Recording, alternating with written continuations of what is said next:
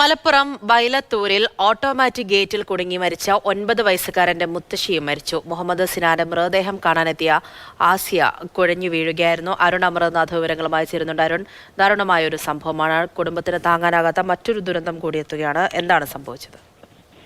പൂജ, ഇന്നലെയാണ് 9 വയസ്സുകാരനായ മുഹമ്മദ് സിനാന് അടുത്ത വീട്ടിലെ ഓട്ടോമാറ്റിക് ഗേറ്റിൽ കുടുങ്ങി മരിക്കുന്നത്. ഈ വാർത്ത അറിഞ്ഞ് ആശുപത്രിയിലെത്തിയ വല്യമ്മ ആസിയ ഹൃദയാഘാതം സംഭവിച്ച് മരിക്കുകയായിരുന്നു.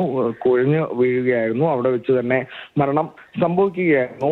ഈ വൈകിട്ട് 4 മണിയോടുകൂടിയാണ് സിനാൻ ഈ പള്ളിയിൽ നമസ്കാരത്തിനായി പോകാൻ വേണ്ടി ഇറങ്ങിയത്. അപ്പോൾ പോകുന്ന വഴി ഈ ഗേറ്റ് മറികടന്ന് പോകാനുള്ള ശ്രമത്തിനിടെയാണ് ഗേറ്റിനിടയിൽ കുടുങ്ങുന്നത്. റിമോട്ട് കൺട്രോൾ വഴി നിയന്ത്രിക്കുന്ന ഗേറ്റ് ആണ്. അപ്പോൾ ഈ വീട്ടിൽ ആരും തന്നെ ഉണ്ടായിരുന്നില്ല. ഈ ഹജ്ജിന് പോയിരിക്കുകയായിരുന്നു. അങ്ങനെ സിനാൻ ഏറെ നേരം ഈ ഗേറ്റിനുള്ളിൽ കുടുങ്ങിക്കിടന്നു എന്നുള്ളതാണ് നാട്ടുകാർ നമ്മളോട് പറഞ്ഞത്. അതുവഴി പോയ നാട്ടുകാരാണ് സിനാനെ പുറത്തെത്തിക്കുന്നത്, ആശുപത്രിയിൽ എത്തിക്കുന്നത്. അവിടെ വെച്ച് തന്നെ ജീവൻ നഷ്ടമായിരുന്നു. എന്തായാലും അതിദാരുണമായ ഒരു സംഭവം തന്നെയായി. പിന്നാലെ 51 വയസ്സുള്ള വല്യമ്മ ആസിയയും കുഴഞ്ഞു വീണ് ഹൃദയാഘാതം മൂലം മരിച്ചു എന്നുള്ളത് കൂടിയാണ്.